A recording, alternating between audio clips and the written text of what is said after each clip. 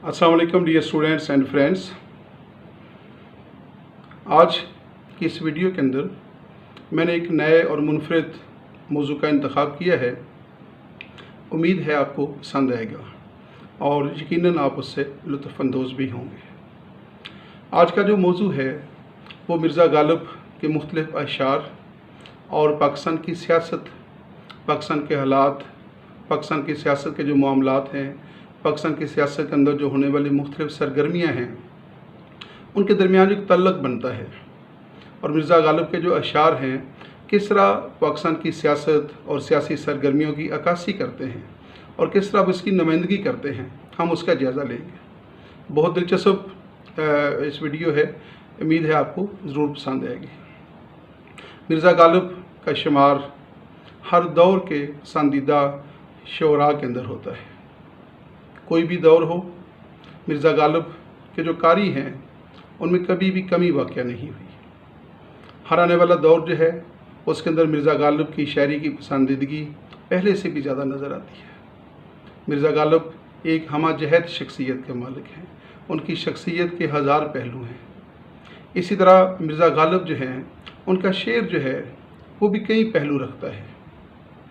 उसका कारी कोई भी हो, वो किसी भी किस्म के हालात से गुज़र रहा हो, उसके कोई भी मामलात हों, उसके ऊपर कोई भी वारदात हो रही हो, मिर्ज़ा गालिब का कोई ना कोई शेर उसके जज्बात, उसके हालात, उसके माहौल, उसकी ख्वाहिशात, उसकी ज़रूरियात और उसके जज्बात की ज़रूर अक्कासी करता है।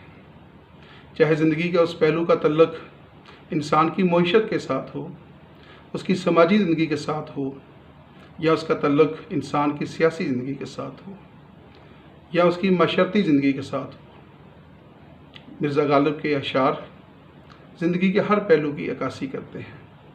मिर्ज़ा गालिब का मुताला करने के बाद यूँ महसूस होता है कि वो एक फ़लसफ़ी है। मज़हब के ऊपर उसे बेशुमार अशार नज़र आ जाते हैं। ज़राफ़त के अंदर कमाल का इंतखाब है, तंज़ है, जद्दोजहद है, उम्मीद है, शिकवा है, शिकायत है। कोई शायद ऐसा ज़िंदगी का पहलू नहीं है जिसके ऊपर मिर्ज़ा गालिब का अशार हमें नज़र ना आते हों। एक चीज़ जो मिर्ज़ा गालिब की शायरी के अंदर नज़र नहीं आती वो तकलीद और मायूसी है। मिर्ज़ा गालिब तकलीद को पसंद नहीं करते, मायूसी उनके करीब से नहीं गुजरी। वो ज़िंदा रहना चाहते हैं और अपने कारी को भी ज़िंदा रखना चाहते हैं। मिर्ज़ा गालिब की जो शायरी है उन्हीं में से इस वीडियो के अंदर मैंने चंद अशार का इंतखाब किया है, जिनका मुताला करने के बाद पॉलिटिकल साइंस के एक तालिब इल्म और पाकिस्तान की सियासत के एक तालिब इल्म को यूँ महसूस होता है कि जैसे मिर्ज़ा गालिब ने ये अशार पाकिस्तान के लिए कहे हैं, पाकिस्तान के सियासी हालात पर कहे हैं, पाकिस्तान के सियासी मामलात के ऊपर तबसरा किया है, कहीं पर उसने तंज़ किया है। तो मिर्ज़ा गालिब के चंद अशार जो हैं उनका हम जायज़ा लेते हैं कि किस तरह उनके अंदर पाकिस्तान के हालात, मामलात, सियासी सरगर्मियों और इसके मुख्तलिफ़ पहलुओं का जो है वो ज़िक्र किया गया है। मिर्ज़ा गालिब का बहुत खूबसूरत शेर है, मुझ तक कब उनकी बज़म में आता था दौरे जाम, मुझ तक कब उनकी बज़म में आता था दौरे जाम, साकी ने कुछ मिला ना दिया हो शराब में। कितना खूबसूरत शेर है। तो जब मैं ये शेर पढ़ता हूँ और उसके बाद मैं पाकिस्तान की सियासत का जायज़ा लेता हूँ तो नज़र आता है कि पाकिस्तान की सियासत के अंदर मुख्तलिफ़ सियासतदान और मुख्तलिफ़ सियासी जमातें एक तवील अरसा से हसूल इक़्तिदार के लिए, इक़्तिदार तक रसाई हासिल करने के लिए और ईवान हुकूमत तक पहुँचने के लिए जद्दोजहद में मसरूफ़ रहते हैं। और एक तवील जद्दोजहद के बाद, भरपूर कोशिश के बाद और अनथक मेहनत के बाद वो इक़्तिदार तक रसाई हासिल करने में कामयाब हो जाते हैं। ऐसे में जो है मिर्ज़ा गालिब का ये शेर याद आता है कि मुझ तक कब उनकी बज़म में आता था दौरे जाम, साकी ने कुछ मिला ना दिया हो शराब में। तो जो सियासी जमातें तवील जद्दोजहद के बाद इक़्तिदार हासिल करती हैं, तो मुमकिन है कि उनको ये ख्याल आता हो कि जो हमें इक़्तिदार मिल गया है, और ये जो साकी है, साकी से मुराद यहाँ अवाम हैं जो अपनी पार्टियों को, अपने पसंदीदा सियासतदानों को इक़्तिदार का जाम पिला देते हैं। तो सोचते हैं कि ये इतने मेहरबान क्यों हो गए हैं, कहीं ऐसा ना हो कि साकी ने कुछ मिला ना दिया हो शराब में। इसरा गालिब का एक और शेर है, बुए गुल नाले दिल दूधे चिरागे महफिल, बुए गुल नाले दिल दूधे चिरागे महफिल, जो तेरी बज़्म से निकला सो परेशान निकला। मिर्ज़ा गालिब का ये शेर पाकिस्तान के ईवान वज़ीर आज़म या वज़ीर आज़म हाउस की बहुत खूबसूरत नुमाइंदगी करता है। शायद ही एक दूसरा ऐसा शेर हो जो वज़ीर आज़म हाउस को इस तरह जो है बयान कर सकता हो। अगर पाकिस्तान की सियासत का जायज़ा लिया जाए और पाकिस्तान के अंदर आने वाले जो वज़ीर आज़म हैं उनका जायज़ा लिया जाए, तो पाकिस्तान की सियासत के अंदर आज तक कोई ऐसा वज़ीर आज़म नहीं आया जो ईवान इक़्तिदार से बड़े खुशगवार मूड में रुखसत हुआ हो। उसे किसी न किसी परेशानी का सामना करना पड़ा है, उसे किसी न किसी मामले के अंदर निकलना पड़ा है।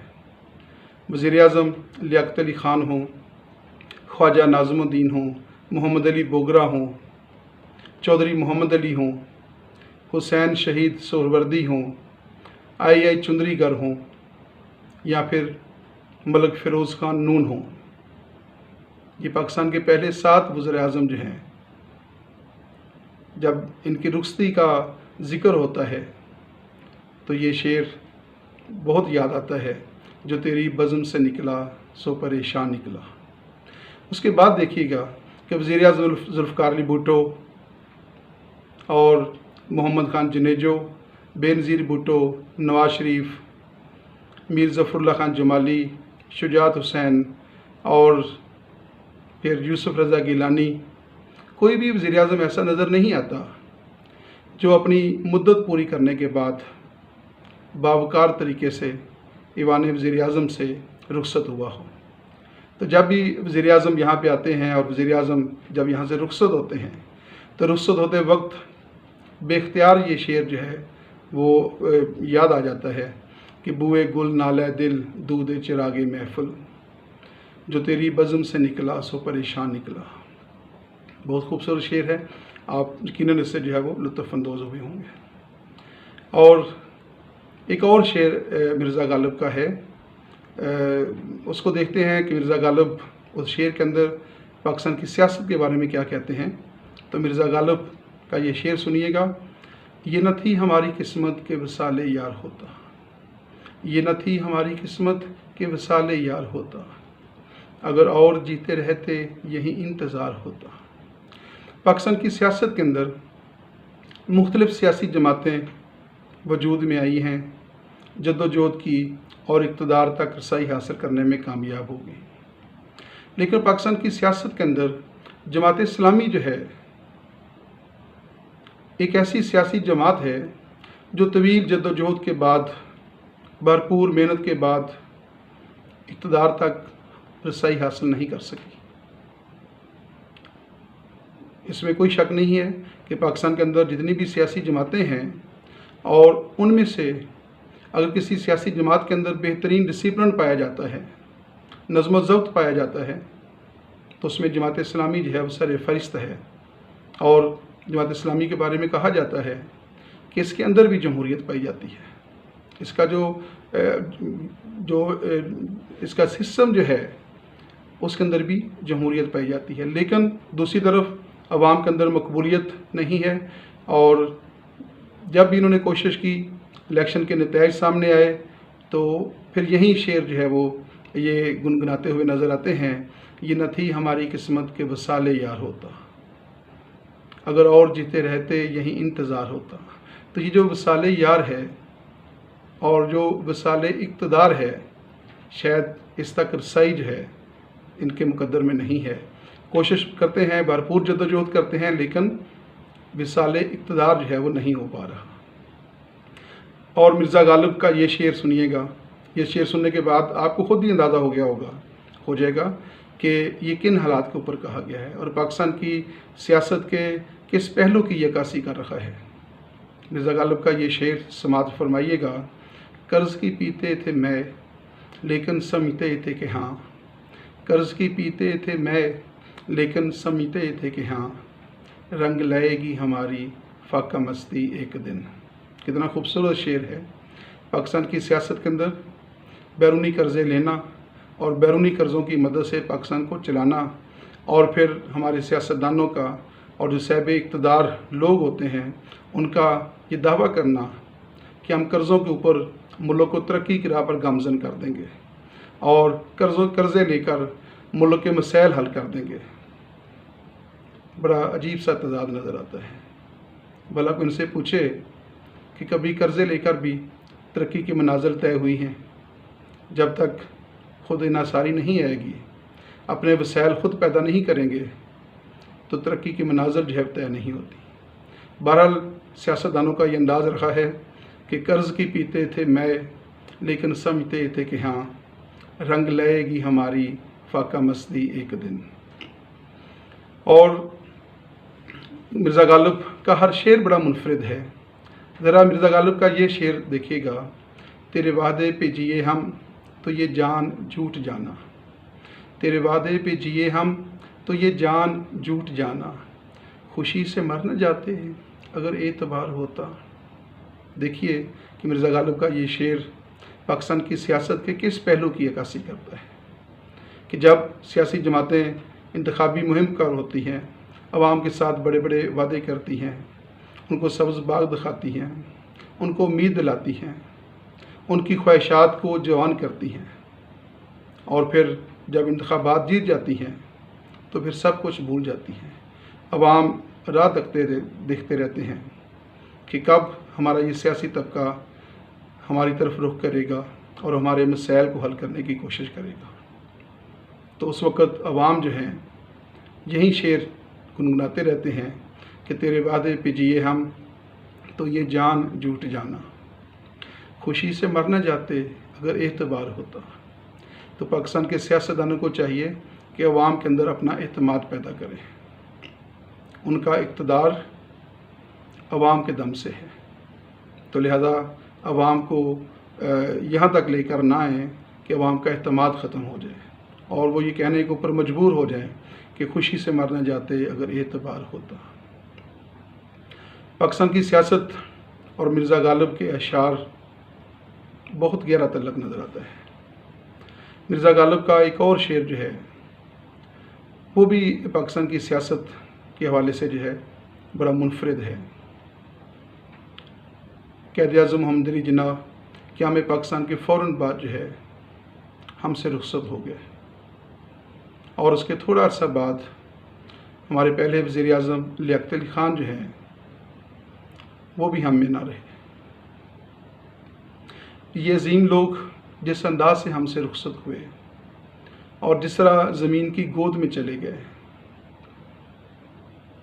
तो उस वक़्त मिर्ज़ा गालिब का ये शेर याद आता है और ज़मीन से सवाल ये किया जाता है, मकदूर हों तो खाक से पूछूं कि ए अलीम, मकदूर हों तो खाक से पूछूं कि ए अलीम, तूने वो गंज है गिरामाया क्या किए। बहुत खूबसूरत शेर है, तूने वो गंज है गिरामाया क्या किए। और मिर्ज़ा गालिब का ये शेर सुनिएगा।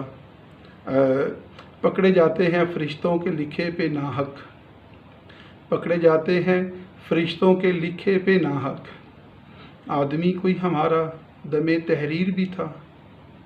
देखिए कि हमारा जो सियासी तबका है, जब उसके ऊपर मुख्तलिफ़ मुकदमात बनते हैं और अदालतें और नैब उनको तलब करती हैं, तो उनका आगे से जवाब क्या होता है? उनका जवाब ये होता है कि पकड़े जाते हैं फ़रिश्तों के लिखे पे नाहक, आदमी कोई हमारा दमे तहरीर भी था। वो कहते हैं कि ये जो हमारे ऊपर जो इल्ज़ामात लगाए जा रहे हैं ये ठीक नहीं है, कोई गवाह नहीं है, कोई सबूत नहीं है। तो कोई अगर आपके पास गवाह है तो लेकर आइएगा। और फिर होता ऐसे ही है कि गवाह नहीं मिलते और मुकदमात जो हैं वो ख़त्म हो जाते हैं। तो पकड़े जाते हैं फरिश्तों के लिखे पे नाहक, आदमी कोई हमारा दमे तहरीर भी था। कितना खूबसूरत अंदाज़ है मिर्ज़ा गालिब का। और मिर्ज़ा गालिब का ये शेर देखिएगा कि पाकिस्तान के अंदर अपोजिशन जो है वो बड़ी मुतहरक नज़र आती है और अपोजिशन वक्तन फ़क्तन हुकूमत के ईवानों के अंदर हलचल मचाने के लिए और उसे ये एहसास दिलाने के लिए कि तुम्हारी पॉलिसियाँ ठीक नहीं हैं और अवाम उससे मुतमिन नहीं हैं, और वो इस मकसद के लिए अवाम को एहतजाज की कॉल देती रहती है, अवाम को मुतहरक करती है ताकि हुकूमत का घेरा तंग किया जाए और उसको इक़्तिदार के ईवानों से रुखसत किया जाए। तो जब अपोजिशन की तरफ से एहतजाज की धमकी दी जाती है, उसके ख़िलाफ़ लॉन्ग मार्च की आवाज़ बुलंद की जाती है, ऑल पार्टीज़ कॉन्फ्रेंस बुलाने का दावा किया जाता है, तो उस वक़्त हुकूमत की पोजीशन क्या होती है, हुकूमत क्या सोच रही होती है और हुकूमत की कैफियत क्या होती है। तो ऐसे हालात के अंदर हुकूमत की कैफियत को बयान करने के लिए मिर्ज़ा गालिब का ये शेर बड़ा मुनासिब मालूम होता है। जमा करते हो क्यों रकीबों को, जमा करते हो क्यों रकीबों को, एक तमाशा हुआ गिला ना हुआ। अब हुकूमत अपोजिशन से कहती है जमा करते हो क्यों रकीबों को, एक तमाशा हुआ गिला ना हुआ। कितना खूबसूरत अंदाज़ है मिर्ज़ा गालिब का, और कितनी छोटी बहर के अंदर कितनी बड़ी बात कर गए हैं। और मिर्ज़ा गालिब का ये शेर फिर हमारे सियासतदानों के हवाले से जो है नज़र आता है, और जो इलेक्शन के ऊपर जो है बड़े मुतहरक होते हैं, अपनी इंतखाबी मुहिम के अंदर अवाम के साथ बड़े बड़े वादे करते हैं और उन्हें ये एहसास दिलाते हैं कि हम ईवान में आकर, इक़्तिदार में आकर, हुकूमत तक पहुंचकर जो है तुम्हारे तमाम मसाइल हल कर देंगे। लेकिन जब इंतखाबात ख़त्म होते हैं तो फिर अवाम और सियासतदान एक दूसरे के साथ एक पेज पर नज़र नहीं आते।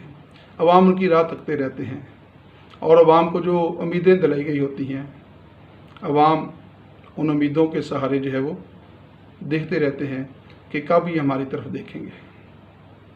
और आखिरकार अवाम तंग आकर मिर्ज़ा गालिब का ये शेर पढ़ने पर मजबूर हो जाते हैं कवाकिब कुछ नज़र आते हैं कुछ, हैं कवाकिब कुछ नज़र आते हैं कुछ, देते हैं धोखा ये बाजीगर खुला। तो आखिरकार जो है अवाम ये जान जाते हैं कि ये जो कुछ कह रहे हैं ये करने वाले नहीं हैं, और वो समझते हैं कि ये हमें धोखा दिया जा रहा है। सियासतदानों को चाहिए कि अपना एतमाद पैदा करें और अवाम के अंदर जो ये सोच पाई जाती है कि देते हैं धोखा ये बाजी कर खुला, उस सोच को जो है वो ख़त्म किया जाए। और पाकिस्तान की सियासत के हवाले से एक और शेर है, और वो शेर जो है जब पाकिस्तान और अफ़गानिस्तान के बामी तल्लुक़ की बात की जाती है और अफ़गानिस्तान का पाकिस्तान के मुतल्लक़ जो रवैया है उसके हवाले से जब बात की जाती है, तो मिर्ज़ा गालिब का ये शेर मुझे बहुत अच्छा लगता है। इसका पस मंज़र कुछ यूँ है कि पाकिस्तान जिसकी सरहदें अफ़गानिस्तान के साथ मिलती हैं, पाकिस्तान और अफ़गानिस्तान के अंदर एक मुश्तरका मज़हब रखने वाले लोग रहते हैं और नस्लन लोग जो हैं वो उनका आपस में बड़ा गहरा तल्लुक़ है। कल्चर के हवाले से, सकाफ़त के एतबार से बड़ा गहरा तल्लुक़ है। हमारे सूबा खैबर पख्तूनख्वा और अफ़गानिस्तान के अवाम के दरमियान बहुत सारी मुताबिकत पाई जाती है। उनके आपस में रिश्तेदारियाँ हैं, बड़े गहरे तल्लुक़ात हैं, तजारत उनकी है, आमदोरफ्त बहुत ज़्यादा है। लेकिन अगर आप सियासी एतबार से पाकिस्तान और अफ़गानिस्तान के तल्लुक़ात को देखें तो अफ़गानिस्तान की तरफ से हम मुतमिन नहीं नज़र आते, हमें बहुत सारी शिकायत होती हैं। और अगर इसका थोड़ा सा जायज़ा लिया जाए तो ये हकीकत सामने आती है कि अफ़गानिस्तान के ऊपर भारत का असर और रसूख बहुत ज़्यादा है, और भारत की बातों में आकर जो है अफ़गानिस्तान जो है वक्तन फ़क्तन पाकिस्तान के लिए मसाइल पैदा करता रहता है। अफ़गानिस्तान इस बात को भूल जाता है कि पाकिस्तान अफ़गानिस्तान के लिए कितनी अहमियत रखता है, और पाकिस्तान के साथ उसका कितना गहरा तल्लुक़ है। और ये ऐसा तल्लुक़ है जो ख़त्म नहीं हो सकता, क्योंकि इसकी बुनियाद मज़हब के ऊपर है, इसकी बुनियाद नस्ल के ऊपर है। एक ज़बान जो है वो दोनों मुल्कों के अंदर बोली जाती है, वहाँ पश्तो बोली जाती है, यहाँ भी जो है वो बहुत बड़ी तादाद में पश्तो बोली जाती है। तो ये ऐसा तल्लुक़ है जो ख़त्म नहीं होता। लेकिन जो है दूसरी तरफ हम देखते हैं कि भारत की बातों में आकर अफ़गानिस्तान जो है वो वक्तन फ़क्तन पाकिस्तान के लिए मसाइल पैदा करता रहता है, मुश्किलात पैदा करता रहता है, और पाकिस्तान के दिल में, पाकिस्तान के लोगों के दिल में अफ़गानिस्तान के लिए जो मोहब्बत है और पाकिस्तान के अंदर जो अफ़गानिस्तान का जो इश्क है, अफ़गानिस्तान को उस पर पता नहीं क्यों यकीन नहीं आता। तो इस मौके के ऊपर जो है मिर्ज़ा गालिब का ये शेर मुझे बड़ा अच्छा लगता है। हो गई है गैर की शीरीं ज़बानी, हो गई है गैर की शीरीं बयानी कारगर, हो गई है गैर की शीरीं बयानी कारगर, इश्क का उसको गुमा हम बेज़बानों पर नहीं। तब वक्त आएगा कि जब अफ़गानिस्तान हमारे इश्क के ऊपर जो है वो यकीन करेगा, और गैर की जो शीरी ज़बानी है उसे उसका कब पता चलेगा कि ये हमारे दोनों मुल्कों के दरमियान तल्लुकात को ख़राब कर रही है। और मिर्ज़ा गालिब का एक और बड़ा खूबसूरत शेर है। पाकिस्तान के अगर कॉन्स्टिट्यूशनल प्रोसेस का जायज़ा लिया जाए तो पाकिस्तान के अंदर जो कौमी ज़बान है उसके हवाले से बड़ी बात होती रही है। पाकिस्तान की कौमी ज़बान इस वक्त उर्दू है, और क़याम पाकिस्तान के फ़ौरन बाद जो है इसको उर्दू ज़बान को कौमी ज़बान का दर्जा दे दिया गया। और फिर पाकिस्तान के तीनों दसातीर के अंदर 1956, 1962 और 1973 के दस्तूर में भी उर्दू को कौमी ज़बान का दर्जा दिया गया था। अगरचे इसमें दो जो दसातीर हैं 1956 और 1962 का जो है, इसमें बंगाली को भी कौमी ज़बान का दर्जा हासिल रहा, लेकिन हकीकत में उर्दू ही हमारी जो है वो कौमी ज़बान रही है। उर्दू ज़बान की हवाले से, उर्दू ज़बान की अहमियत के हवाले से मिर्ज़ा गालिब का ये शेर बहुत खूबसूरत है। रेख्ते के तुम ही उस्ताद नहीं हो गालिब, रेख्ते के तुम ही उस्ताद नहीं हो गालिब, कहते हैं अगले ज़माने में कोई मीर भी था। तो ये मिर्ज़ा गालिब की उर्दू ज़बान से मोहब्बत, उर्दू ज़बान से इश्क की जो है अक्कासी करता है। उर्दू ज़बान के ऊपर उनको कितना फ़ख्र था, उसका इजहार जो है उन्होंने अपने शेर के अंदर किया है।